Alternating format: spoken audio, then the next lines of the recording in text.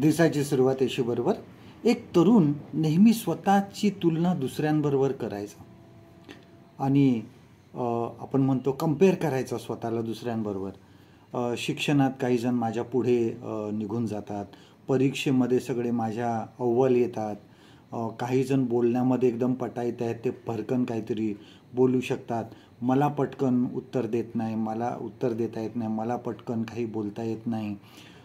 दुसरे कसे उत्तर देतात, काही माझ्याबरोबर होते पण ते आता खूप पुढे निघून गेले आणि ते दुसऱ्या गावांमध्ये गेले, दुसऱ्या शहरांमध्ये गेले, त्या ठिकाणी ते चांगले कमवत आहे. मी माझी शेतीच करत आहे, परंतु त्या शेतीमध्ये सुद्धा इतर माझ्यापेक्षा कधी कधी जास्त कमवतात. आणि अशा प्रकारचं तो स्वतःची तुलना दुसऱ्यांबरोबर करत असे आणि मीच मागे पडलेलो आहे आणि अशा निराशेमध्ये तो राहत असतो, कोणाबरोबर बोलायचा वगैरे नाही. आणि एक दिवस नदीच्या काठी तो बसला असताना एक त्या ठिकाणी गावातली वृद्ध व्यक्ती त्या ठिकाणी येते आणि ती त्याला बसलेलं बघून त्याच्यावर गप्पा मारायला लागते आणि हळूहळू तो तरुण आपल्या मनातलं सर्व काही त्याला सांगतो, त्या वृद्ध व्यक्तीला. आणि तो वृद्ध व्यक्ती सांगतो की मला समजलं आहे, असं करूया का, आपण उद्या सकाळीच या ठिकाणी भेटूया आणि मी तुला थोडं त्याबद्दल मार्गदर्शन करीन. आणि तो तरुण लगेच तयार होतो आणि दुसऱ्या दिवशी सकाळी तो लवकर उठतो आणि नदीकाठी जातो. ती वृद्ध व्यक्ती त्याला येऊन भेटते आणि वृद्ध व्यक्ती त्याला सांगते की हे बघ, आता सकाळच्या वेळामध्ये खूप मासे वर येतात, काही जण उड्या मारतात, परत पाण्यामध्ये पडतात. तू आकाशामध्ये बघ कसे पक्षी त्या ठिकाणी उडत आहेत.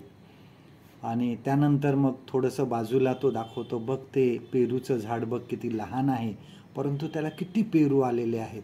असं छोटंसं बसकं झाड आहे ते. बाजूला एक नारळाचं झाड असतं, खूप उंच असतं आणि त्याला वर नारळ लागलेले असतात. आणि त्यांनी सांगितले की बघ ह्याला किती सुंदर नारळ लागली. पण मी असा विचार केला की ह्या पेरूच्या झाडाला जर नारळं लागली आणि नारळाच्या झाडाला जर पेरू लागले तर किती बरं होईल. म्हणजे नारळं वर चढायला नको, ते पेरूचं झाड लहान आहे, तिथूनच मला नारळं तोडता येतील. तुला काय वाटतं? आणि तो तरुण बोलला, असं कसं होणार आहे, कारण निसर्गाने जे निर्माण केलंय, नारळाच्या झाडाला नारळ येणार आणि पेरूच्या झाडाला पेरूच येणार आहे आणि त्यांची उंची आणि सर्व काही ते निसर्गाने ठरवलेलं आहे. मग त्या वृद्ध व्यक्तीने सांगितलं, ठीक आहे, मग मी असा विचार केला की मासे जर उडायला लागले आकाशात आणि पक्षी जर पाण्याच्या आतून राहायला लागले किंवा पोहायला लागले तर कसं ते शक्य आहे का? आणि तो तरुण बोलला, नाही, कारण देवाने हे सर्व काही निर्माण केलेलं आहे, त्याच्या विचाराने ते निर्माण केलेलं आहे आणि प्रत्येकाला त्याचं ते जीवन दिलेलं आहे, काम दिलेलं आहे. आणि तो वृद्ध व्यक्तीने त्याला सांगितलं की आपल्या जीवनाचंही तसंच आहे. देवाने प्रत्येकाला वेगळं बनवलेलं आहे, प्रत्येकामध्ये काही वेगळे गुण त्यांनी दिलेले आहेत. स्वतःची तुलना इतरांबरोबर करू नको, कारण स्वतःला ओळखण्याचा तू प्रयत्न कर.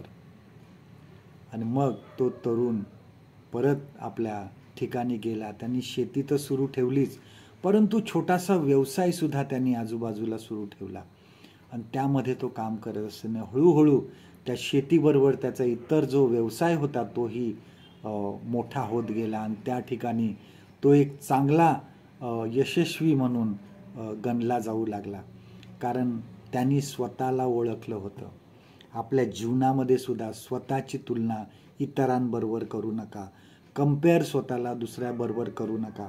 देवाने दिलेले गुण ओळखा, त्यासाठी प्रार्थना करा, बघा देव तुम्हाला निश्चित मदत करणार आहे.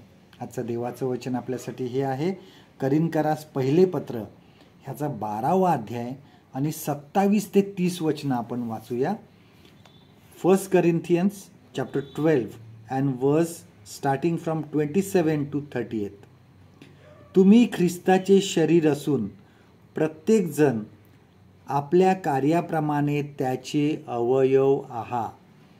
तसे देवाने मंडळीत कित्येकांना नेमिले आहे. प्रथम प्रेषित, दुसरे संदेष्टे, तिसरे शिक्षक, शिवाय अद्भुत कार्य करणारे, निरोगी करण्याची कृपादाने मिळालेले, समाचार घेणारे, व्यवस्था करणारे, भिन्न भिन्न भाषा बोलणारे असे नेमले आहे. सर्वच प्रेषित आहेत काय? सर्वच संदेष्टे आहेत काय? सर्वच शिक्षक आहेत काय? सर्वच अद्भुत कार्य करणारे आहेत काय? सर्वांस निरोगी करण्याची कृपादाने आहेत काय? सर्वच भिन्न भिन्न भाषा बोलतात काय? भाषांचा अर्थ सर्वच सांगतात काय?